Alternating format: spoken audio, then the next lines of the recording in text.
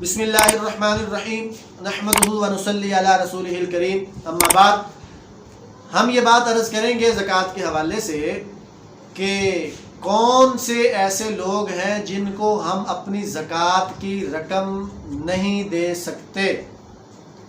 یہ بات ذہن میں رکھیں کہ 7 قسم کے لوگ ایسے ہیں جنہیں ہم زکوٰۃ نہیں دے سکتے، ان کو زکوٰۃ نہیں لگتی، وہ زکوٰۃ کے مستحق ہمارے دین نے انہیں نہیں ٹھہرایا۔ ان میں سے پہلا شخص وہ ہے جو خود صاحب نصاب ہے، جو خود مالدار ہے، غنی ہے، اس کو زکوٰۃ نہیں دی جا سکتی۔ نمبر 2، غیر مسلم کافر کو زکوٰۃ نہیں دی جا سکتی۔ نمبر 3، سید کو زکوٰۃ نہیں دی جا سکتی۔ اب سید کون ہے؟ حضرت فاطمہ الزہرا رضی اللہ تعالیٰ عنہ، یعنی حضرت علی اور حضرت فاطمہ کی اولاد، حضرت عقیل اور حضرت جعفر کی اولاد، یہ حضور کے چچا زاد بھی ہیں، ابو طالب کے بیٹے ہیں، اور حضور کے چچا حضرت عباس بن عبد المطلب، تو ان کی جو اولاد ہے یہ سید گھرانے کہلاتے ہیں۔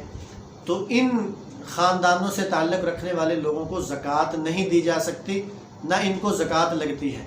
اسی طرح 5واں جو محل ہے زکوٰۃ نہ لگنے کا، وہ کسی بھی شخص کے اس کے اپنے آباء و اجداد ہیں، یعنی اس کے اصول ہیں، اس کا نسب نامہ ہے، باپ دادا پردادا لکڑ دادا اوپر تک، دادی پردادی نانی نانا پڑنانا، تو یہ اوپر تک جو سلسلہ ہے ان میں سے کسی کو زکوٰۃ نہیں دی جا سکتی۔ 6واں محل زکوٰۃ نہ لگنے کا وہ اپنی اولاد ہے، فروع کہتے ہیں اسے، جو اپنی پشت سے آگے چلنے والے لوگ ہیں، بیٹا ہے، بیٹی ہے، پوتا ہے، پڑپوتی ہے، نواسا ہے، نواسی ہے، یہ جتنے لوگ ہیں ان کو زکوٰۃ نہیں لگتی۔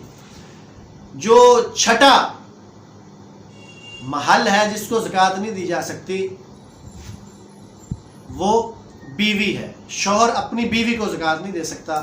اور 7واں محل شوہر ہے، یعنی بیوی اپنے شوہر کو زکوٰۃ نہیں دی جا سکتی۔ اس کے علاوہ اپنے جتنے باقی رشتہ دار ہیں، جتنے مرضی قریبی رشتہ دار ہیں، بہن ہے، بھائی ہے، چچے ہیں، ماموں ہیں، بھانجے ہیں، بھتیجے ہیں، ساس سسر ہے، تو ان تمام رشتوں کو اگر وہ مستحق ہیں، صاحب نصاب نہیں ہیں، تو غریب ہیں، ان کو زکوٰۃ کی رقم ادا کی جا سکتی ہے۔